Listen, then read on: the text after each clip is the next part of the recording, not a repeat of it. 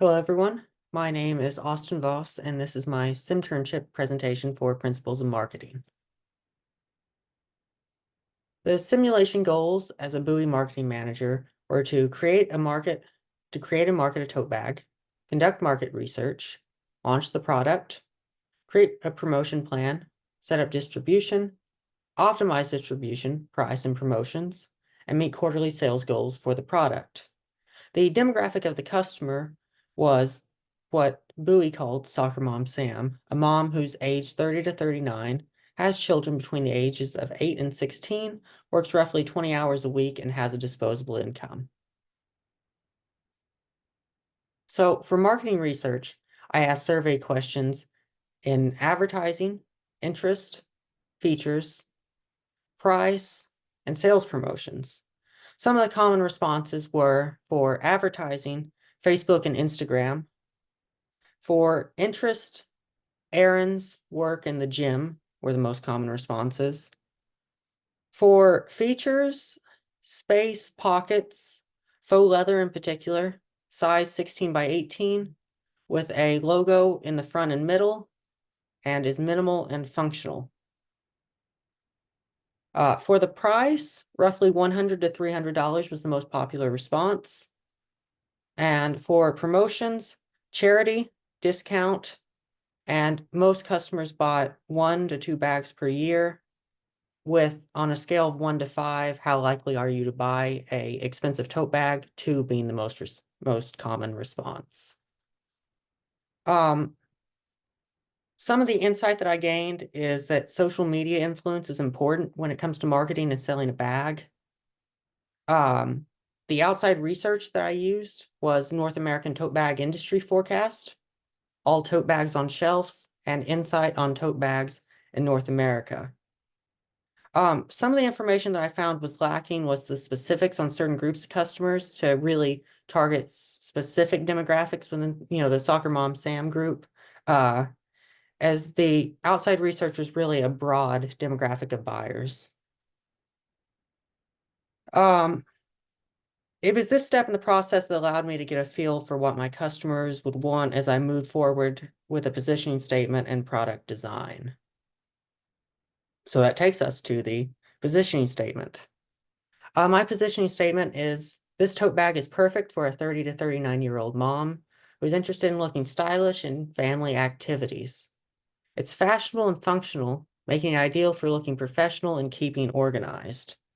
While I tried my best to use data provided in the surveys to create an accurate positioning statement, I feel I fell short and could have made a more selective and accurate statement with my wording. I feel I was too broad with my positioning statement. So moving on to product selection, I used feedback from the survey questions to choose the appropriate material, size, and color, as well as feedback to choose the price.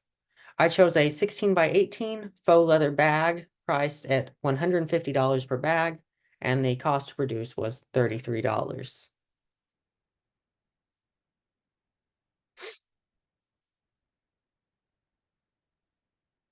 So for my promotions plan, I can never really quite nail down the perfect promotion. My initial plan was, using the survey information provided, a $10 donation to the Ronald McDonald House, a $2 keychain/bag charm, and a $15 off coupon with purchase. What I ended with in week 7 was a $10 donation to Feeding America. I kept the keychain and I chose a $20 off your next purchase coupon. Neither one could really quite lock down exactly what the customer was wanting, but they all brought in money and proved to be overly successful. For ad spending, I primarily utilized digital marketing. I divided up my $20,000 quarterly ad budget equally on Facebook, Instagram, YouTube, and Twitter.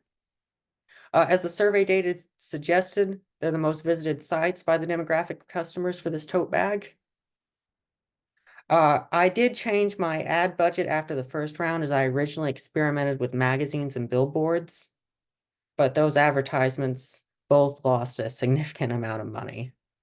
Once I decided on the 4 digital platforms to market on, they all provided a steady stream of income.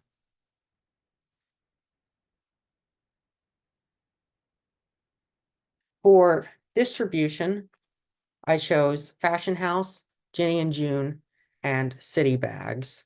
They all match the demographic of the buyer for their customer base that I wanted. They sold well at all the locations, and I never really changed or experimented with any other locations throughout the rounds. Jenny and June, Fashion House, and City Bags always sold well and provided a really good margin for me.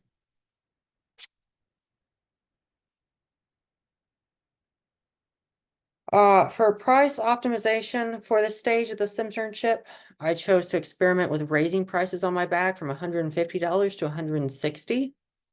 I did see a better margin on it, and it was a relatively small price increase that didn't cause a loss of really any customers.